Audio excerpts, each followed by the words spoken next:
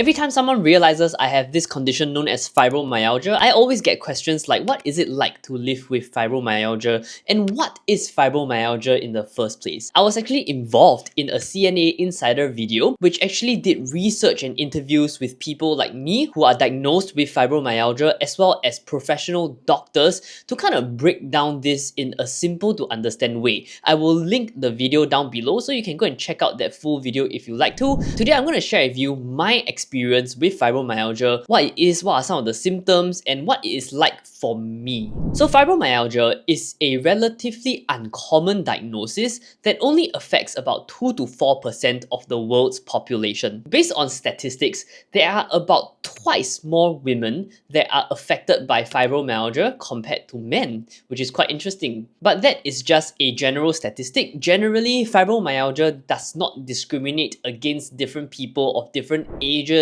races, genders, geographical location, vice versa. You can be diagnosed with fibromyalgia as young as 20 plus or even in your teenage years. There are some people whose symptoms and condition only appear and they only get diagnosed in their later years. Generally, the symptoms of everybody with fibromyalgia is slightly different from one another, and I don't think any particular patient experiences the exact same symptoms across everybody that has fibromyalgia. Generally, early symptoms for fibromyalgia include widespread body pain, which is I think a symptom that is shared by most people who have fibromyalgia. Initially, it might start in one location and eventually spreads across the entire body, and that is one metric that the doctors use to diagnose fibromyalgia patients. As I mentioned, different people with fibromyalgia have different symptoms, and most of the time, over time, people with this condition usually develop other conditions as well, which is not uncommon. So for example, for me, I was diagnosed with fibromyalgia, and over time, I actually developed more conditions such as IBS, which is a gut condition, as well as other conditions like, for example, I'm always very skinny and it's very hard for me to gain weight because the body doesn't really absorb nutrients properly, and vice versa, right? So you deal with other things. For example, for me,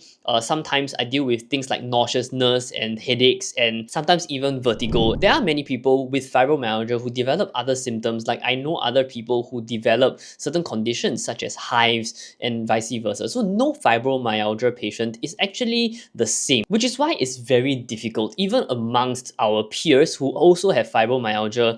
It is really quite impossible to relate to the other person because you don't understand the degree in which that person is feeling the pain. There are days that are good, there are days that are not so good. All in all, this condition is not curable. So for most of us, we have to find a way to live with it and deal with it. Generally, fibromyalgia is a diagnosis by elimination. What this means is that most fibromyalgia patients go through a long series of different tests to rule out other diseases like cancer, like lupus, and other autoimmune related diseases, other nerve related diseases, other orthopedic related diseases, and eventually, if the body tests negative for all of them, then you usually get diagnosed with this diagnosis by elimination.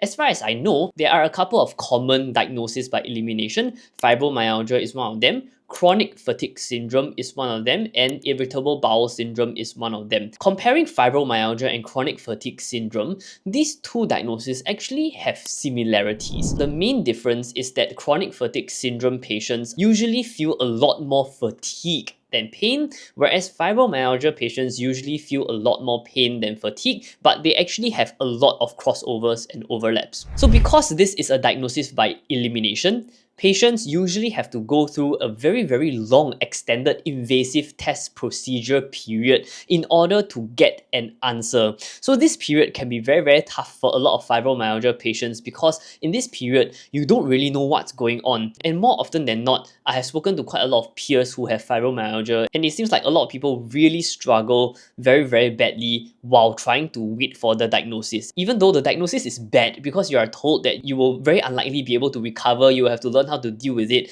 But I think for a lot of us, it is actually a relief to know what is wrong. And then from there, we can accept and move on and learn how to manage. So evidently, it is very, very difficult to go through this condition. Imagine your body being in extreme pain 24/7, and it comes with other conditions. And even though you cannot die from this condition, I have seen reports of people ending their lives because the pain and the lack of support and the lack of understanding of this illness is just too difficult to bear. So the reason why I'm making this video is really to help create more awareness about this condition, and hopefully if you know anybody that is going through this, you can support them emotionally through the entire process. Apart from the CNA video, I've also shared my journey with pain on my podcast. I will link the video down below so you can watch that as well.